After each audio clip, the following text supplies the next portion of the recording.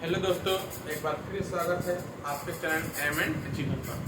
तो हाँ, आज हम आप सभी का फिर साथ करते हैं कि आज हम आप सभी के लिए फिर से पॉलिटी का एक और सीक्वेंस लेकर आए हुए हैं, जो कि आप लोगों की क्लास चल रही थी आर्टिकल के ऊपर, अनुच्छेद के ऊपर।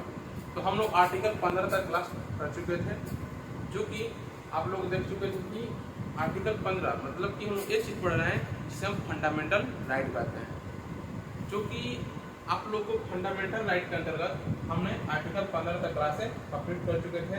आज हम लोग को जो आर्टिकल पढ़नी है, जो अनुच्छेद पढ़नी है, वो आर्टिकल्स का नाम है आर्टिकल 16।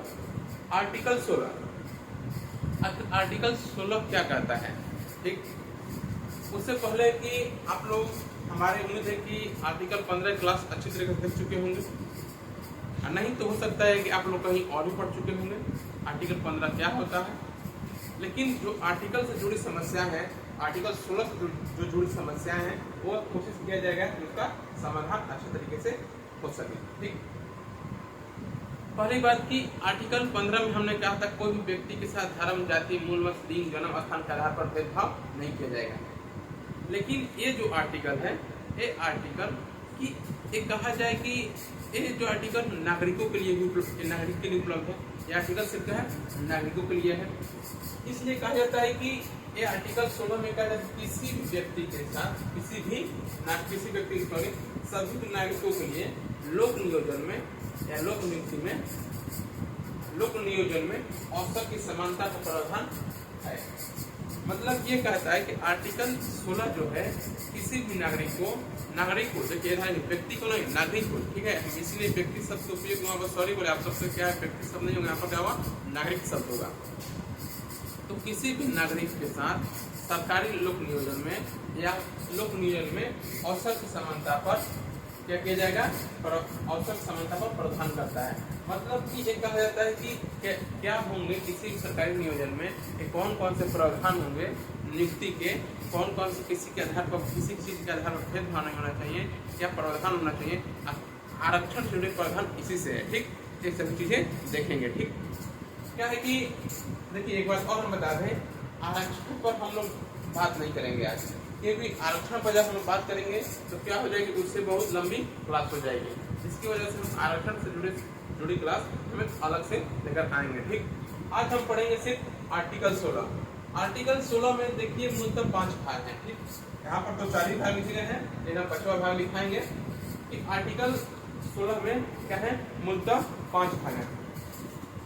5 भाग के साथ ही उसमें ये भी कहा जाता है कि ये देखिए आर्टिकल 15 का 16 का भाग 1, सॉरी आर्टिकल 16 का भाग 1 क्या कहता है कि राज्य का अधीन किसी पद पर, मतलब कि राज्य का अधीन मतलब कोई जितने ही पद हैं, वो राज्य का अधीन जो पद हैं, नियोजन या नियुक्ति के संबंधित विषयों पर सभी नागरिकों के लिए अवसर की समानता हो।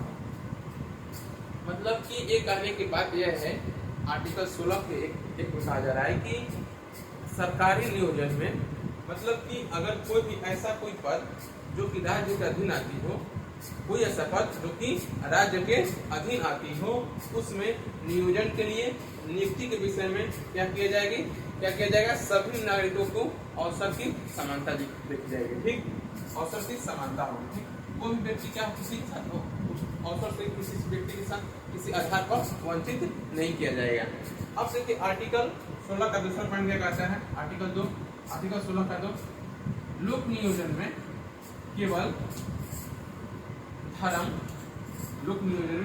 केवल धर्म, मूल वंश, जाति, लिंग, जन्म स्थान, ठीक, या निवास, इनमें से किसी भी आधार पर ना, देखिए धर्म, मूल वंश, जाति, लिंग, जन्म स्थान या निवास, या इनमें से किसी भी आधार पर क्या किया जाएगा, किसी भी आधार पर राज्य द्वारा लोक नियोजन में भेदभाव नहीं किया जाएगा, ठीक। बात समझ आया? हमने क्या कहा यहाँ पर, लोक नियोजन में संबंधित सभी नागरिकों के लिए अवसर की समानता। यहाँ पर क्या बात की जा रही है, आर्टिकल 16 के 1 में अवसर की समानता की बात की गई है। वही किया जा रहा है कि आर्टिकल 16 के 2 में कहा जा रहा है कि किसी व्यक्ति के साथ अवसर की समानता में किसी भी आधार पर, मतलब कि धर्म के आधार पर, मूल वंश के आधार पर, जाति के आधार पर, लिंग के आधार पर, जन्म स्थान के आधार पर या इनमें से किसी के आधार पर भेदभाव नहीं किए जाएंगे। ठीक, यहाँ तक समझ आया हम लोगों को। अब हम लोग समझते हैं आर्टिकल 16 के 3। आर्टिकल 16 के 3 क्या कहता है? संसद विधि द्वारा लोक नियोजन, जो कि लोक नियोजन कोई भी क्षेत्र हो, राज्य या संघ राज्य क्षेत्र जो सरकार के अधीन आती है, लोक नियोजन में निवास को नियोजन या नियुक्ति का लिए आधार बनाया जा सकता है। मतलब ये कहा जा रहा है कि कुछ ऐसे पद हो सकते हैं जो कि अगर चाहे राज्य सरकार चाहे, संघ सरकार चाहे, मतलब केंद्र सरकार चाहे, तो क्या कर सकती है? किसी पद के लिए निवास को क्या बना सकती है? आधार बना सकती है। मतलब निवास के आधार पर उस व्यक्ति, उस स्थान के लोगों की नियुक्ति की जाएगी। ठीक, एक बात और हम बताते हैं आप सबको, ठीक है? ये सिर्फ जितने भी नियोजन और नियुक्ति की बात की जा रही है, ये सिर्फ जो है नियोजन और नियुक्ति की बात सिर्फ सरकारी पदों के लिए की जा रही है। सरकारी पदों के मतलब सार्वजनिक पदों के लिए, ये निजी पदों पर, मतलब निजी कंपनियों पर, निजी क्षेत्रों पर लागू नहीं होते। ठीक, अब वही कहा जा रहा है अगला पॉइंट, ठीक है? यहाँ पे समझ में कि क्या किया जाएगा? निवास को नियुक्ति के लिए आधार बनाया जा सकता है अगर राज्य या संघ राज्य क्षेत्र चाहे तब। अगला पॉइंट 16 के साथ कहता है लोक नियोजन में पिछड़े हुए नागरिकों के किसी वर्ग के पक्ष में जिनका प्रतिनिधित्व राज्य के राय में राज्य के अधीन सेवा में पर्याप्त नहीं है, उन्हें आरक्षण दिया जा सकता है। ठीक, ये कहा जा रहा है कि अगर राज्य को लगता है, अगर सरकार को लगता है, गवर्नमेंट को लगता है कि इस वर्ग के व्यक्ति का क्या है कि राज्य में भागीदारी, लोक नियोजन में भागीदारी क्या है? सबसे कम है या न के बराबर है। ठीक है, क्या राज्य को लगता है कि राय में, ठीक है, कि राज्य को अधीन सेवाओं में पर्याप्त नहीं है, मतलब कि राज्य की जो सेवाएं हैं, राज्य में जो सेवाएं दी जाती हैं उनकी पर्याप्त मात्रा नहीं है या न के बराबर है, तो क्या किया जाएगा? उनके लिए किसकी व्यवस्था की जाएगी? आरक्षण की व्यवस्था की जाएगी। ठीक, आरक्षण की व्यवस्था की जाएगी। ठीक, वही 16 का 4 कहता है कि राज्य द्वारा शेड्यूल कास्ट, मतलब कि अनुसूचित जाति, शेड्यूल कास्ट, अनुसूचित जनजाति को प्रोन्नति में आरक्षण, प्रोन्नति मतलब कि प्रोन्नति में आरक्षण मतलब उन्नति का आरक्षण, ठीक, दिया जा सकेगा यदि उनका राज्य किराए में राज्य के अधीन सेवाओं में पर्याप्त नहीं है। मतलब ये भी कहा जा रहा है कि प्रोन्नति में आरक्षण देने का प्रावधान किया जाएगा अगर उनके भी क्या हो, उनके राज्य को लगता है कि उनके अधीन सेवाओं की मात्रा क्या पर्याप्त नहीं है। ठीक, इसका प्रावधान 77वें संविधान संशोधन 1995 द्वारा शामिल किया गया था। इसे 77वें संविधान संशोधन 1995 में संविधान में शामिल किया गया था। और इसको हम बता दें और कि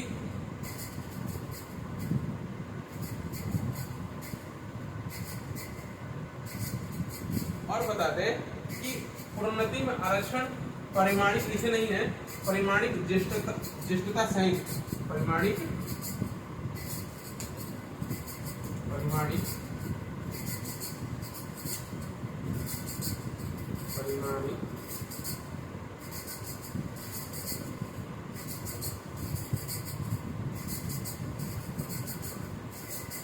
दिया जाएगा। ठीक, हम अभी जब हम आरक्षण की बात करेंगे, मैं सोचे आरक्षण की बात कीजिए। ठीक, जब हम लोग आरक्षण की बात करेंगे तो आरक्षण के बाद बताएंगे कि आखिर आरक्षण की बात आई कहाँ से स्टार्ट होती है।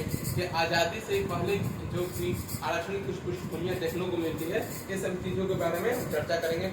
आरक्षण क्या सही है, क्या गलत है, कहाँ तक सही है, कहाँ तक गलत है, क्या आरक्षण लागू करने के तरीके सही है या आरक्षण गलत है, इन सब चीज़ों को हम लोग चर्चा करेंगे। अभी उसके ऊपर अभी उस पर चर्चा नहीं किया जा सकता, क्योंकि अभी हम लोग आर्टिकल को आप लोग पहले ही बता चुके हैं। तब सिर्फ अनुच्छेद के बारे में हम जान, क्या अनुच्छेद किस बारे में हमें जानना है। ठीक, अब वही कहता है कि आर्टिकल 16 के 4 के क्या कहता है, इसके तहत राज्य किसी वर्ष किसी न भरी गई रिक्तियों के संबंध में प्रावधान कर सकता है कि अगले वर्ष भरे जाएंगे।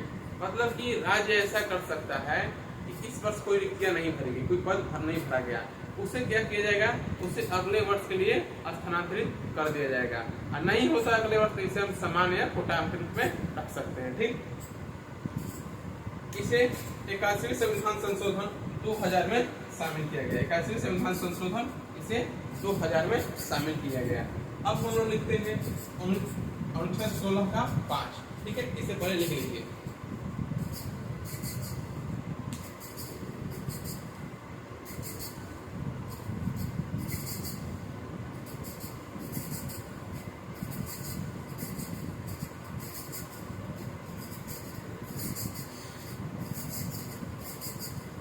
ठीक है, आप लोगों को लगता है जो भी डाउट हो, जो भी कंफ्यूजन हो, आप लोग पूछ लिया कीजिएगा, ठीक है।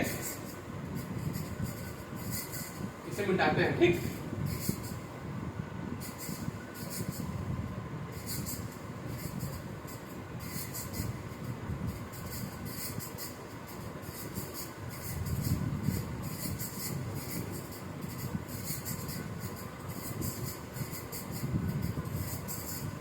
अभी हम लोग चर्चा जब करेंगे आरक्षण की तो 50% ठीक है, 50% आरक्षण क्या है, क्या किसी भी समुदाय को, किसी भी जाति को, किसी भी वर्ग को 50% से आरक्षण, 50% से अधिक आरक्षण दिए जा सकते हैं, या क्रीमी लेयर क्या होता है, क्रीमी लेयर सिद्धांत कहाँ से आया, ठीक, ये सब चीजें बैठेंगे। जैसे कि हम लोग पढ़ेंगे कि मंडल आयोग क्या था, काका कलेक्टर आयोग क्या था, जो कि आरक्षण को लेकर बैठाए गए थे। इन सभी आयोगों का क्या निर्णय थे, और साथ ही इतने सालों से आज़ादी के बाद चली आ रही सरकारों की क्या क्या नीतियाँ रही हैं, ठीक है। समानता को स्थापित करने में न समता और समानता में बताए थे कि विशेष जो पिछड़े लोग हैं उन्हें मुख्य धारा से जोड़ने के लिए क्या क्या राज्यों द्वारा और केंद्र द्वारा कोशिश की गई, तो वो सब चीजें थी। अभी हम जानेंगे कि आर्टिकल 16 का पाठ कहता है कि राज्य किसी धार्मिक या सांप्रदायिक संस्था के, राज्य किसी धार्मिक या सांप्रदायिक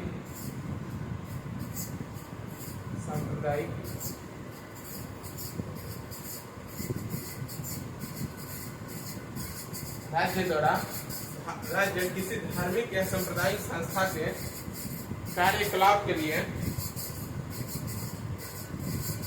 कार्यकलाप के प्रबंधन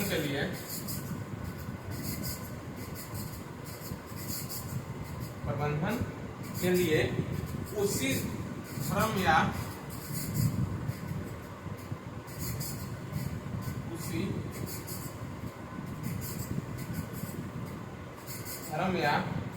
संप्रदाय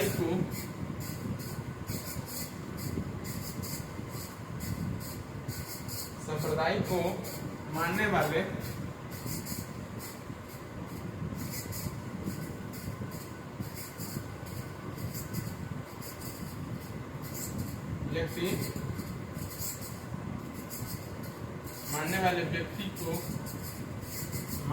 व्यक्ति की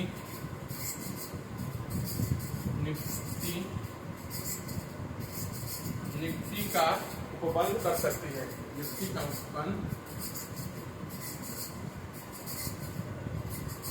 कर सकती है। ये कहा जा रहा है कि अगर कोई व्यक्ति जिस धर्म से जुड़ा हो, वो धर्म मतलब कि जैसे कि चाहे हम लोग मस्जिद है, चाहे मंदिर है, चाहे हम लोग गुरुद्वारा है, तो उसमें क्या करेंगे कि उसी से उसके कार्यकलाप, उसके पूजा पाठ, उसके आस्था को बनाए रखने के लिए हम लोग क्या करेंगे, उसी से जुड़े व्यक्ति, उसी संप्रदाय, उसी धर्म से जुड़े व्यक्ति की नियुक्ति की जाएगी, ठीक। ये कहता है हमारा अनुच्छेद 16 का 5, ठीक। आगे जब हम लोग देखते हैं, आगे क्या आता है कि एक प्रावधान शामिल किया गया 103वें संविधान संशोधन 2009 में, 103वें संविधान संशोधन 2019 में, ठीक। तो 103वें संविधान संशोधन में क्या किया गया, इसमें कमजोर वर्गों के लिए, कौन से कमजोर वर्ग, आर्थिक रूप से कमजोर वर्गों के लिए, आर्थिक रूप से कमजोर वर्गों के लिए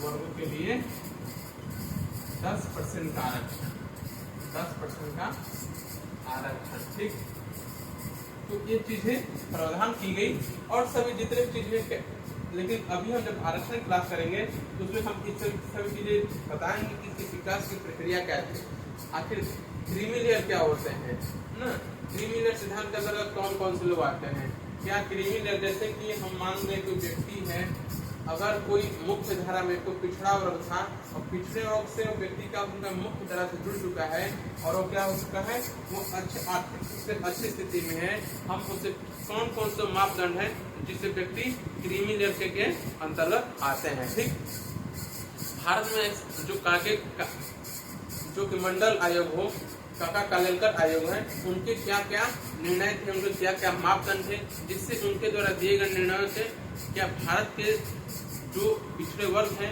पिछड़ी जातियां हैं, पिछड़ी जनजातियां हैं, उन पर क्या क्या प्रभाव पड़े, क्या कुछ बदलाव हुए कि नहीं हुए, इन सभी चीजों के बारे में जानेंगे। ठीक, तो आज के लिए इतना ही।